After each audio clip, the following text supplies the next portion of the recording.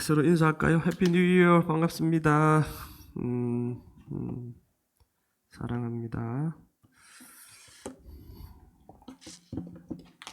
자, 오늘은 신약 성경 사도행전 13장 1절로 3절까지 말씀 보겠습니다. 208쪽.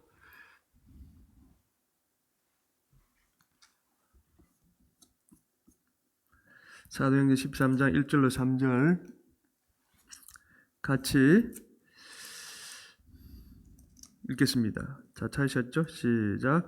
안디옥 교회에 선지자들과 교사들이 있으니 곧 바나바와 니게를 하는 시므온과 구레네 사람 루기오와 분봉왕 헤롯의 젖동생 마나엔가 및 사울이라. 주를 섬겨 금식할 때에 성령이 이르시되 내가 불러 시키는 일을 위하여 바나바와 사울을 따로 세우라 하시니 이에 금식하며 기도하고 두 사람에게 안수하여 보내니라. 아멘. 오늘 본문을 가지고 정품 그리스도인, 짝퉁 그리스도인이란 제목으로 말씀을 전하겠습니다. 일반적으로 우리 여성들은 이 명품을 참 좋아하는 것 같습니다. 명품. 그런데 이 명품이 워낙 비싸다 보니까 간혹 이 짝퉁들을 들고 다니기도 하지요. 하지만 우리가 조금만 관심을 갖고 살펴보면 짝퉁인지 아닌지 금방 알 수가 있습니다. 왜냐하면 짝퉁은 아무리 정품처럼 보여도 짝퉁 냄새를 풍기기 때문에 그렇습니다. 그렇다면 짝퉁 그리스도인에게는 짝퉁 냄새가 풍겨질까요? 저는 오늘 새해를 시작하면서 우리의 삶을 좀 되돌아보길 원하고 우리가 좀 더 하나님 앞에 성숙한 모습으로 드려지길 원하여 오늘 말씀을 나누고자 합니다. 짝퉁 그리스도인, 정품 그리스도인, 이거 앞에 이 정품이냐 짝퉁이냐 붙이는 자체가 사실 달갑진 않죠. 그렇지만 이렇게 할 수밖에 없는 현실이기 때문에 한번 짝퉁 그리스도인들은 어떤 냄새가 날까? 이 질문을 통해서 정품 그리스도인이 가져야 될 자세와 또 모습을 한번 살펴보도록 하겠습니다. 11장 26절에 이런 말씀이 있습니다. 시작. 제자들이 안디옥에서 비로소 그리스도인이라 일컬음을 받게 되었더라. 그리스도인. 우리가 그리스도인이지 않습니까? 그 기원에 대해서 이야기합니다. 언제부터 시작되었느냐? 예수님을 믿는 제자들이 그리스도인으로 처음 불린 곳이 어디라고요? 안디옥입니다. 정확하게 말하면 처음 그리스도인으로 불린 사람들은 안디옥 교회 성도들이었다 이거죠. 우리가 지금 아까도 말씀드렸지 그리스도인이 불리지만 그 기원이 안디옥 교회 성도들로부터 시작되었다는 것입니다. 자, 안디옥이 어디 있는지 또 지도를 한번 봐야 되겠죠? 여기입니다. 여기가 이제 이스라엘 유대 땅이죠. 갈릴리 호수, 사해 요르단, 요단강, 그리고 여기 유대 예루살렘이 있습니다. 이쪽이 안디옥입니다. 시리아의 수도였죠. 로마 제국 당시에 세 번째로 큰 그런 화려한 도시였습니다. 첫 번째는 당연히 로마겠죠. 그 두 번째가 여기 알렉산드리아입니다. 그리고 세 번째가 안디옥. 이렇게 해서 세 번째로 아주 큰 인구가 많이 모이고 화려한 도시였습니다. 근데 여러분 아시다시피 그 일곱 집사님이 이제 그 사도행 6장에서 선출이 되지 않습니까? 그 중에 한 분인 스데반 집사님이 돌에 맞아서 이제 순교를 하게 되어지죠. 그리고 난 뒤에 어떤 일이 일어납니까? 예루살렘에 이 굉장한 핍박이 이제 일어나기 시작합니다. 그때 예수 믿는 사람들, 사도들만 제외하고는 그 예루살렘을 다 떠납니다. 핍박을 피해서. 그래서 이제 온 유대와 사마리아라는 말이 그렇게 나오죠. 유대와 예루살렘과 온 유대와 사마리아 땅끝까지 이르러 내 증인이 되리라. 예수님이 그렇게 말씀하셨지 않습니까? 그 말씀대로 예루살렘에 머물러 있던 성도들이 핍박을 피해서 외곽으로 흩어지죠. 유대와 사마리아 그리고 여기까지 이제 흩어지게 됩니다. 그때 이제 흩어진 사람들이 안디옥에서 세운 교회가 안디옥 교회가 되어지는 것이죠. 오늘 안디옥 교회가 어떤 교회인가 한번 구체적으로 살펴보길 원합니다. 오늘 읽은 본문에 잘 나타나 있습니다. 특별히 안디옥 교회에 어떤 지도자들이 있었는가? 1절에 그렇게 이야기합니다. 1절에 시작. 안디옥 교회에 선지자들과 교사들이 있으니 곧 바나바와 니게르라 하는 시몬과 구레네 사람 루기오와 분봉왕 헤롯의 젖동생 마나엔과 및 사울이라. 예. 여기 보면은 한 5명 정도가 이제 안디옥 교회 리더들로 이제 섬긴 걸로 알 수가 있는데요. 첫 번째 누가 섬겼습니까? 바나바가 섬겼습니다. 바나바는 이 성경을 보면은 제사장 가문입니다. 그러니까 레위 출신입니다. 레위 지파 출신이죠. 그래서 그는 어떻게 보면은 유대인인데 아주 그 히브리파 정통 유대인입니다. 히브리파 유대인이라는 거는 이제 히브리어를 쓰는 유대인입니다. 그러니까 어떻게 보면 오늘날 우리와 같은 처지죠. 미국에 살지만 우리 한국어 쓰지 않습니까? 이런 1세대처럼 계속해서 그 모국어를 쓰는 유대인, 정통 유대인이라 볼 수 있죠. 성경은 이 바나바를 보면 그는 착한 사람이었다. 예. 그리고 믿음과 성령이 충만한 사람이었다. 그리고 위로자였다. 또는 뭐 권위자였다. 이렇게 근면하고 위로하는 사람, 권위자. 아주 그를 그렇게 칭찬하는 말들로 그를 잘 설명하고 있습니다. 그런 사람이 이 안디옥 교회에 있었습니다. 그리고 또 안디옥 교회에 누가 있었다고요? 시몬인데 그 앞에 니게르라 하는 시몬 이렇게 이야기합니다. 니게르는 영어로 말하면 니그로의 라틴식 발음입니다. 니그로는 무슨 뜻입니까? 블랙, 까맣다는 뜻이죠. 따라서 시몬은 아마도 흑인 이방인이었을 것으로 추정이 됩니다. 니게르라 하는 시몬, 흑인. 그리고 안디옥 교회에 또 누가 있었습니까? 루기오, 구레네 사람 루기오가 있었습니다. 근데 구레네 사람 루기오는 이제 어떤 사람이냐? 이 구레네라는 것은 아프리카, 즉 북아프리카 알렉산드리아 근처에 있는 한 도시 이름입니다. 그래서 사람들은 아프리카에 사니까 이 루기오도 흑인이었을 것이라고도 이야기도 합니다. 하지만 이미 이때에는 이 구레네에도 예루살렘에서 아까 다 흩어졌다 그랬지 않습니까? 그 이주한 유대인들이 많이 살고 있었습니다. 아까 핍박을 통해서 다 흩어졌다 그랬지 않습니까? 그래서 아까 안디옥까지 오게 되었고 또 밑으로 남쪽으로는 애굽으로 해서 이제 아프리카를 갔다는 것이죠. 그러니까 이 루기오를 만약에 루기오가 사람들이 생각하는 것처럼 흑인이었다면 아까 여기 니게르를 하는 시몬처럼 니게르를 하는 루기오, 니게르를 붙였을 텐데 그렇게 안 붙이고 도시 이름을 이렇게 붙인 거 보면은 이 루기오는 흑인은 아니었던 것 같고 유대인, 헬라파 유대인이었을 것이다. 같은 유대인인데 이 헬라파는 뭡니까? 오늘 우리 자녀들을 생각하면 돼요. 한국인이지만 무슨 말을 씁니까? 영어를 쓰지 않습니까? 그죠? 그 유대인이지만 그때 당시 헬라 제국의 영향 아래에서 헬라어를 썼거든요. 일반적으로 세상에서는 그 헬라어를 쓰는 유대인, 그래서 헬라파 유대인이라고 합니다. 그래서 루기오는 아마 헬라파 유대인이었을 것이다.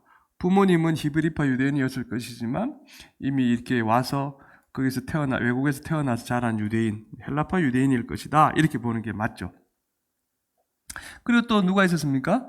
이제 마나엔이라고 있었는데, 근데 이 마나엔은 뭡니까? 앞에 분봉왕 헤롯의 젖동생입니다. 여기서 분봉왕 헤롯은 세례 요한을 죽인 헤롯 안티바스입니다. 안티바스. 그러니까 마나엔은 이 헤롯 안티바스와 같은 젖을 먹고 자란 젖동생이었다. 이렇게 볼 수 있죠. 따라서 마나엔은 아마 왕족 아니면 아주 신분이 상당히 높은 귀족이었을 것이다. 그래서 마나엔은 이방인인데 귀족 이방인이었을 것이다. 상당히 그때 지위가 있는 그런 사람이었을 것이다. 이렇게 보죠. 그리고 마지막으로는 사울입니다. 사울, 우리가 잘 아는 그 사울, 바울입니다.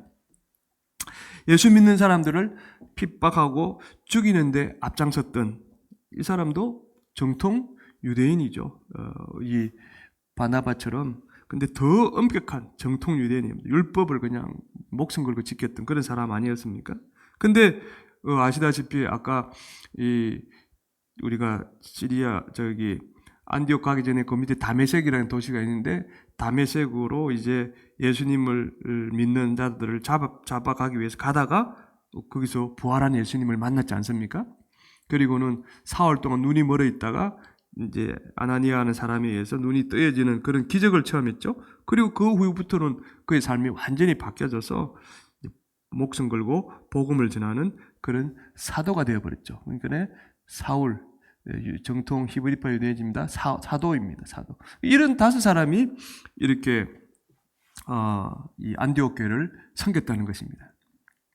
자, 그럼 왜 사람들이 안디옥 교회 성도들을 그리스도인으로 불렀을까?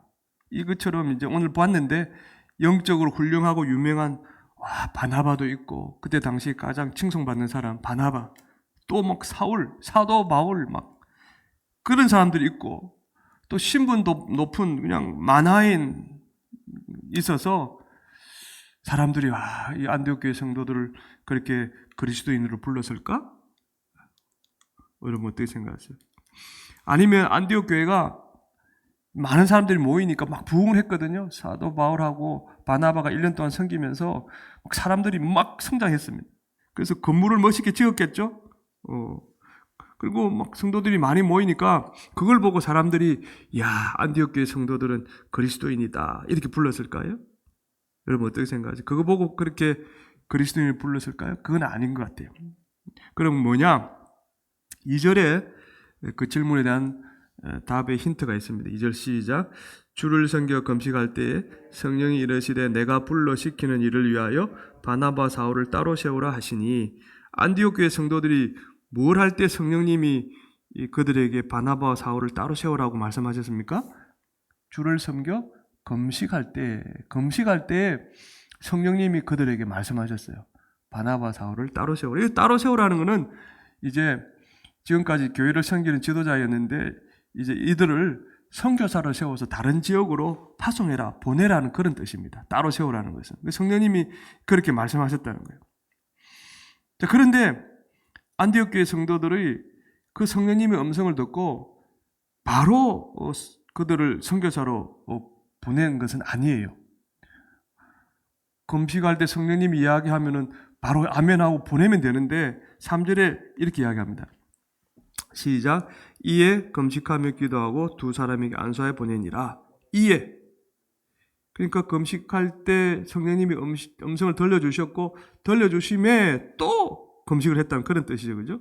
그러니까 안디옥 교회 성도들은 평소에도 금식하면서 성령님의 음성을 이렇게 들으려고 애를 썼고, 그리고 뭔가 중요한 일을 하기 전에도 성령님의 음성을 들려주셨지만 또 그 음성이 하나님의 음성임을 컨펌받기 위해서 또 이제 금식을 했다는 그런 의미가 되겠죠.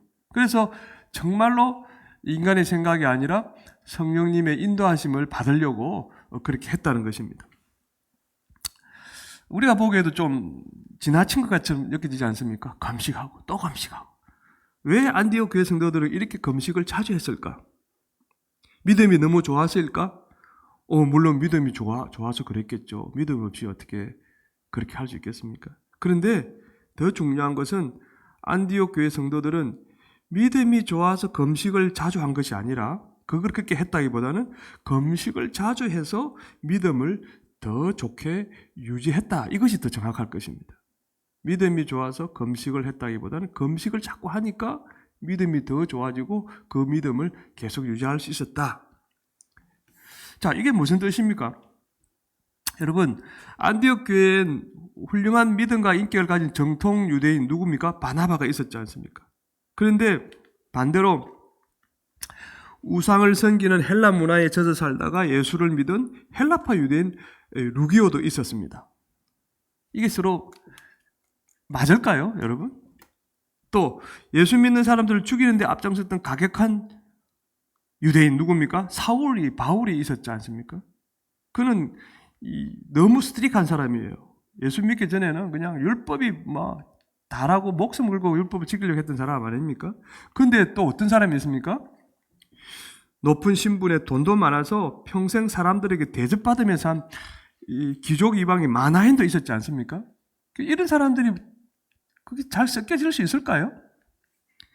또 사람들이 귀한 대접을 못 받고 살아왔을 흑인 이방인 니게르라는 시몬, 그때 당시 흑인이라고 하면은 사실 노예라고 보면 틀리지 않습니다. 근데 그런 사람도 이 교회에 있었지 않습니까? 그러니까 쉽게 말하면 인종, 신분이 짬뽕된 유대인, 이방인, 그죠? 그리고 또 흑인이 아닌 비흑인, 그리고 뭐 왕족, 노예, 뭐 이런 짬뽕된 5명의 지도자들이 섬기는 그 안디옥 교회에 여러분 아무 문제 없이 평안하게 잘 굴러갔을까요? 처음부터? 여러분 그렇게 어떻게 생각하십니까? 아마 어려웠을 거예요. 이게 뭐 다 지금 여러 가지 짬뽕이 되어 있는데 이것을 하나로 이렇게 뭔가 마음을 모은다는 것은 거의 불가능에 가까웠을 것 같아요. 엄격한 유대인 사울은 대충 믿음 생활하는 이 사람들 보면 눈에 막 거슬렸을 거 아니에요. 저렇게 손가락질 아마 했을 것 같아요. 안 했겠죠, 물론. 우리가 볼 때 충분히 그럴 가능성이 있죠. 또 이방 문화에서 자유롭게 살아왔던 루기오. 근데 그는 이 정통 유대인들 보면은 막 형식을 너무 또 강조하니까 그들을 이해하기가 어려웠을 것 같아요. 이거 대충 이러면 되지 뭘 그렇게 자꾸 그걸 고집하느냐라고. 또 유대인들은 정통 유대인들 입장에서 루기오가 저렇게 생활을 하냐고 이제 이렇게 막 못마땅했을 수도 있지 않았겠습니까? 서로가 생각이 다르고 자라온 배경이 다르니까. 또 귀족 이방인 만화에는 교회 들어오면 다 형제자매니까 맞먹으려고 그럴 거 아니에요. 자기 입장에 보면. 그 신분 낮은 사람이 그에게 함부로 막 말하고 행동하면 감히 나를 어떻게 보고 그런 생각이 들면서 자존심이 아마 상했을 수도 있겠다 이런 생각도 해봅니다. 또 흑인 이방인 시므온은 사람들이 그의 의견에 반대하면 이게 내가 흑인이라고 나를 무시하나? 뭐 이런 생각이 들면서 속이 상하고 막 화가 날 때도 있었을 것 같아요. 충분히 가능하죠. 그리고 성도들도 그들을 바라보는 성도들도 난 누가 좋아 5명 중에 각자 좋아하는 지도자가 있어서 그렇게 또 줄을 서지 않았을까도 생각을 해봅니다. 그래서 끼리끼리 모여서 험담하고 부딪히는 일들도 아마 비일비재했을 것 같아요. 많이 일어났을 것 같아요. 자, 이럴 때마다 여러분 안디옥 교회 성도들이 자기 생각을 막 하고 그냥 막 입 밖으로 뱉어버렸으면 어떻게 되었을까요? 어떤 일이 일어났을 것 같습니까? 걸핏하면 싸움이 터졌을 것 같아요. 네가 올리 내가 올리. 그 서로 상처 주고 받고 또 쉽게 말하면 오늘날은 말하면 교회를 나오니 많이 하는 그런 일들이 아마 매일같이 생겼을 것 같아요. 심지어 그들을 바라보는 예수 안 믿는 사람들에게 아이고 저거 오늘날로 치면 그죠? 교회 다닌다고 손가락질을 당했을 것 같은 생각이 듭니다. 자, 이런 걸 생각해 볼 때 그래서 안디옥 교회 성도들이 그 문제를 해결하기 위하여 그들이 했던 한 방법이 바로 뭐죠? 금식이었다. 금식. 그래서 자연적으로 금식할 수밖에 없었다는 것입니다. 왜냐하면 그거 하나고는 이 교회가 아닌 것이죠. 근데 여러분 중에 뭐 꼭 금식까지 할 필요가 있냐고 이렇게 생각할지 모르겠습니다. 그런데 지금도 그렇지만 이런 문제 앞에서 그것을 해결할 수 있는 유일한 방법은 그거밖에 없었을 것 같아요. 왜냐하면 밥을 안 먹고 몸에서 육의 에너지를 쫙 빼내야 혈기가 죽잖아요. 감정, 생각들이 정리가 되잖아요. 그래서 하고 싶은 말을 참을 수 있기 때문에 그런 거죠. 그러니까 이게 아마 처음부터 그들이 그렇게 되어지는 않았을 수도 있겠다 이런 생각이 들고 이런 어떤 시행착오를 통해서 그들이 회개하고 금식하자 라고 했을 때 아마 그 금식을 통해서 그런 역사가 일어나지 않았을까 이런 생각이 듭니다. 밥을 안 먹고 예수님을 찾는 예수님이란 뭐라고 하셨을까? 이런 기도를 자꾸 해야 그때 성령의 인도를 받을 수 있고 그렇게 받아서 한 마음이 될 수 있고 그렇게 해야만이 교회가 평안해질 수 있기 때문에 그랬던 것 같아요. 자, 보세요. 안디옥 교회 성도들이 자주 금식을 하면서 입술에 힘을 빼고 자신을 죽이는 모습을 옆에 사람들이 보았지 않았겠습니까? 주변에 예수 안 믿는 사람들도 보고 예수 믿는 사람들도 보고 그러면서 그 사람들이 뭘 보았습니까? 그들을 통해서 누구를 봤냐? 네, 하나님을 보게 되었고 또 화평의 상징인 예수님을 그들 속에서 보게 된 거야. 그러니까 이제 그들의 생각이 야, 저 사람들은 진짜 예수 닮은 사람이구나. 하나님을 닮은 사람이구나. 그런 뜻을 가진 단어가 뭡니까? 그리스도인이죠. 그리스도인. 그리스도인이라는 게 그리스도를 닮은 사람, 그리스도처럼 사는 사람, 그런 뜻이지 않습니까? 그 세상 사람 눈에 야, 진짜 저 사람들은 예수쟁이구나. 예수 매니아구나. 이런 생각을 그들 모습을 통해서 가지게 되었다는. 그러니까 그들의 입술을 통해서 저 사람들은 그리스도인이다. 이래 된 거죠. 그만큼 세상 사람들 눈에 우리 예수 믿는 사람들이 화평하게 지내는 것이 그렇게 중요한 것입니다. 그것이 그들의 눈에는 자기들에게 없는 것을 가지고 있는 것처럼 아, 저 사람도 특별한 사람이구나 이런 인식을 주게 되었다는 것입니다. 그러니까 그때부터 이 안디옥 성도들을 뭐라고요? 그리스도인이다. 저 사람들은 예수쟁이다. 이렇게 불렀다는 것입니다. 참 이 화평하게 지내는 게 중요해요. 그래서 예수님도 산상수훈에서 이렇게 말씀하셨죠. 5장 9절 시작.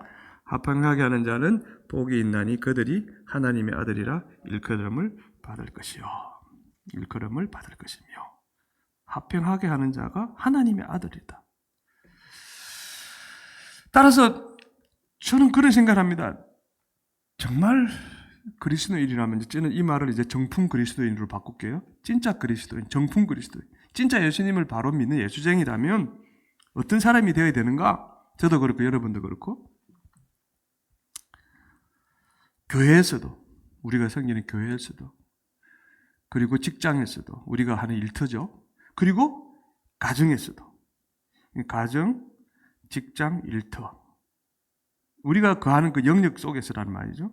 그러니까 그 안에서 화평을 이루기 위해서 함부로 말하지 않도록 입술에 힘을 빼고 자신을 십자가에 못 박는 사람이 정품 그리스도인이다. 또 정품 그리스도인은 오늘 이제 안디옥 교회 상황을 잘 보세요. 눈에 거슬리는 사람이 있어도 내 눈에 거슬리는 사람이 있어도 돌직구를 안 던지고 먼저 성령님의 음성을 들으려고 기도하는 사람이다. 정품 그리스도인은 살아온 환경이 달라서 사람들과 의견이 이렇게 부딪힐 때 막 내 의견을 내세우고 주장하지 아니하고 빨리 입부터 닫고 성령님이 시키는 대로 하려고 기도하는 사람이다. 뭐 오늘 안디옥 교회 성도들의 모습을 보면서 충분히 이런 내용들을 우리가 유추해 볼 수 있겠죠. 세상 사람들이 그걸 본 거 아니겠습니까? 그래서 아, 저 사람들은 그리스도인이다. 이렇게 결론으로 나왔다는 것이죠. 정품 그리스도인은 자기보다 믿음이 약한 사람이 함부로 말하고 덤벼도 십자가에 못 박혀 돌아가신 그 예수님을 생각하며 입을 닫고 잠잠히 기도하는 사람이다. 정품 그리스도인, 진짜 그리스도인의 그런 모습들을 여러 가지로 지금 정의를 내릴 수 있다는 것입니다. 정품 그리스도인은 사람들이 무시하는 말과 행동을 해도 그것 때문에 상처 있거나 실망하거나 심지어 분노하지 않고 하나님께 인정받는 선한 일, 하나님께서 맡겨주신 그 일을 묵묵히 계속하는 사람, 이 사람이 바로 정품 그리스도인이 아닐까요? 마치 안디옥 교회 성도들이 바나바 사울을 따로 세워 선교사로 보내는 그 복음 사역을 묵묵히 감당했던 것처럼 뭐라 그래도 하나님의 일을 열심히 하는 그런 사람. 근데 여러분 아세요? 사실 제가 드린 이 정품 그리스도인의 정의는 우리가 다 잘 알고 있습니다. 신앙생활 한두 번 한 것, 하루 이틀 한 것 다 아니고요. 그런데 이게 문제가 뭡니까? 현실적으로 나에게 그런 일이 일어나면 자존심이 상하고 화가 나는 일이 일어날 때, 내가 그런 일을 당할 때는 나도 모르게 이제 이 정품 그리스도인이 되기가 어렵다는 것입니다. 알기는 아는데 막상 그런 일이 부딪히면은 그렇게 살기가 쉽지 않다는 것이죠. 하지만 여러분, 올 한 해 시작하면 여러분 정품 그리스도인이 되기 위해서는 우리도 오늘 제가 금식 기도를 강조하는 건 아니에요. 이들이 금식 기도를 해서 그렇게 한 하나의 자기들만의 방법이에요. 그럼 우리도 필요하면 금식 기도를 해서라도 뭡니까 중요한 거는 우리 자신을 철저히 죽이고 공동체의 화평을 지키도록 애를 써야 한다는 거. 이거는 공통점인 것 같아요.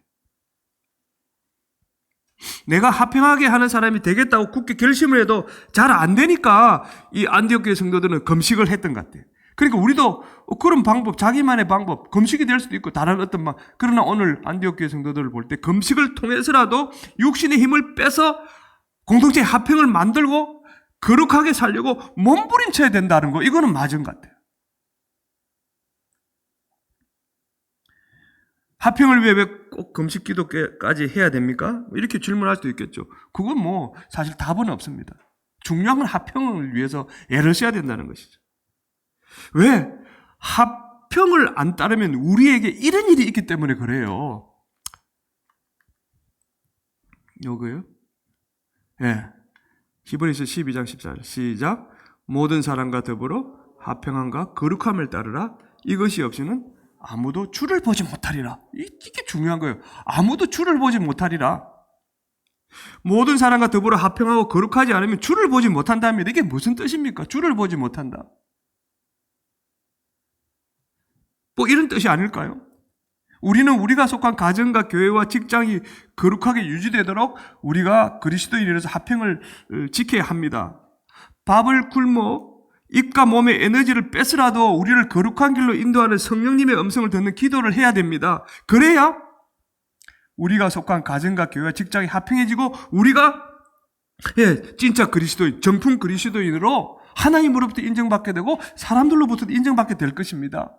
그래야 우리가 의의 열매를 맺으며 살다가 천국에서 예수님을 보게 될 것입니다. 이 말은 뭡니까? 즉 구원을 받게 될 것입니다. 그러니까 단순히 화평 잘 지내는 게 끝나는 것이 아니라 그것이 우리의 진짜 믿음을 보여주는 것이고 그렇게 하는 사람이 진짜 구원에 이르게 될 것이다. 구원과 연결이 된다는 거. 이게 정말 중요한 것입니다.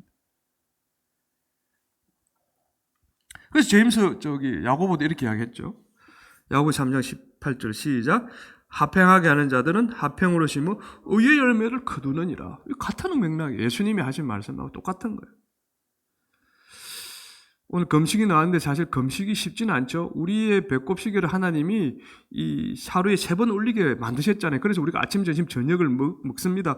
그렇게 먹어야 마음이 또 편안해지기도 하고요. 어떤 사람은 한 끼 굶으면 그냥 어지럽고 또 심지어 화를 내는 사람도 있죠. 사람에 따라 다르지만 저는 밥을 구우면 머리가 그렇게 아파옵니다. 사람이 이제 일반적인 그런 생리 현상인데 또 먹는 걸 포기하면은 그냥 인생 다 산 것처럼 불행하다고 느끼는 사람도 많죠. 무엇보다 하나님은 우리가 굶는 걸 우리가 싫어합니다. 기본적으로 우리 굶는 걸 싫어해요. 그리고 굶는 걸 힘들어한다는 건 누구보다 하나님이 잘 아십니다. 그런데도 하나님은 우리에게 뭐라고 말씀하시냐면은 밥을 먹어서 예를 들어서 불화가 있게 사는 것보다는 당신과 그리고 사람들과 화평을 밥을 굶어서라도 첫째는 당신, 하나님과 그리고 둘째는 이웃들, 사람들과 화평을 유지하는 게 더 중요하다. 지금 그렇게 말씀하시는 거죠. 어떻게 보면.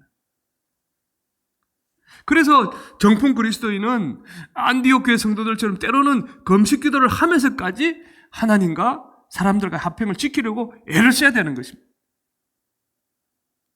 여러분, 그렇게 해서 정품 그리스도인이 되면은 우리에게 어떤 일들이 일어나는지 아십니까? 저는 이거를 향기라고 표현하고 싶은데요.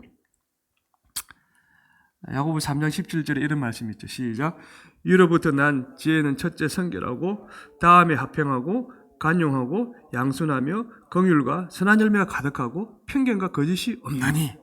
우리가 정품 그리스도인이 되어서 살아가게 되어지면 우리 안에 이런 향기가 납니다. 성결의 향기, 화평의 향기, 간용, 양순, 긍휼, 선한 열매가 가득한 향기, 편견과 거짓이 없는 향기. 꼭 이렇게 이게 우리가 맞는 그런 향기라기보다 그런 이미지가 우리를 통해서 늘어난다는 거죠. 그러면 짝퉁 그리스도인은 어떻게 될까요? 반대로 생각하면 됩니다. 성결의 향기가 안 나고 이들에게는 향기가 안 나겠죠. 이들에게는 냄새, 악취가 날 것입니다. 어떤 냄새가 날까요? 성결의 향기 대신에 죄 냄새가 나겠죠. 성결은 거룩함이니까 죄와 뭔가 아닙니까? 짝퉁 그리스도인은 죄를 지어서 하나님과의 관계가 깨져도 별로 신경을 안 씁니다. 그러니까 그 사람에게는 성결의 향기보다는 죄의 냄새가 날 수밖에 없죠. 짝퉁 그리스도에게는 화평의 향기가 안 나고 불화의 냄새가 날 것입니다. 이거 내가 좀 적어왔나요? 네. 정품 그리스도에게는 성결의 향기가 나죠. 근데 짝퉁 그리스도에게는 성결의 향기가 안 나고 죄의 냄새가 난다고 처음에 이야기했죠. 두 번째는 화평의 향기가 안 나고 불화의 냄새가 납니다. 왜? 짝퉁 그리스도인은 가정과 교회의 화평이 깨어져도 별로 거기에 관심이 없기 때문에 그렇습니다. 내 일이 아닙니다. 짝퉁 그리스도에게는 간용의 향기가 안 나고 무슨 냄새나? 간용은 용서하고 그런 거 아닙니까? 불평, 불만의 냄새가 확 날 것입니다. 왜? 눈에 거슬리는 사람이 보이면 왜 저 사람은 저렇지? 이상한 사람이 많지? 왜 이상한 일을 저렇게 행하지? 뭐 자꾸 온통 그 생각으로 가득 차 있기 때문에 불만이 나올 수밖에 없죠. 입에 또 힘을 모아서 하고 싶은 말을 다 내뱉기 때문에 불평, 불만의 냄새가 팍 풍깁니다. 또 짝퉁 그리스도인은 양순의 향기가 안 나고 고집의 냄새가 납니다. 양순이라는 것은 이 복종, 순종한다는 그런 뜻이거든요. 그러니까 그런 정품 그리스도는 그런 향기가 나지만 짝퉁 그리스도인은 고집의 냄새가 납니다. 왜? 예수님보다 자기를 더 사랑하기 때문이죠. 자기가 더 중요하기 때문에 자기 생각을 내세우는 거예요. 절대로 예수님 말씀에 순종하지 않습니다. 짝퉁 그리스도에게는 긍휼의 향기가 안 나고, 긍휼은 용서하고 자비를 베푸는 거 아닙니까? 무시와 질투의 냄새가 나죠. 짝퉁 그리스도에. 왜 그렇습니까? 자기보다 못한 사람은 은근히 무시하고 자기보다 잘난 사람은 질투하기 때문에 그렇습니다. 짝퉁 그리스도에게는 선한 열매의 향기가 안 나고 욕심의 열매 냄새가 납니다. 탐욕의 냄새. 왜? 짝퉁 그리스도인은 복음 전하는 일이 하면 좋고 안 해도 되는 일이라고 생각하는, 그러니까 자기만 잘 먹고 잘 사는 일에 집중하며 살기 때문에 그렇지 않을까요? 짝퉁 그리스도인에게는 이해와 정직의 향기가 안 나고 편견과 거짓의 냄새가 납니다. 왜? 짝퉁 그리스도인은 하나님께 보이는 것보다 사람들에게 보이는 것을 더 중요하게 생각하기 때문이죠. 결론적으로 오늘 쭉 열거를 해봤는데 짝퉁 그리스도인을 우리가 살게 되어지면 하나님과의 화평이 먼저 깨어지고 또 사람들과의 화평도 깨지고 자, 궁극적으로 자기 인생도 깨집니다. 아까 뭐라 그랬습니까? 예수님의 얼굴을 보지 못하게 될 것이다. 그리고 이제 주변 사람들로부터 정품 그리스도 예수쟁이라고 인정을 못 받고 짝퉁 그리스도인이라고 그렇게 욕까지 먹게 될 것입니다. 이게 뭐 한두 가지가 아닙니다. 그래서 성경에는 이런 말씀이 있죠. 10편 37편 37절 시작.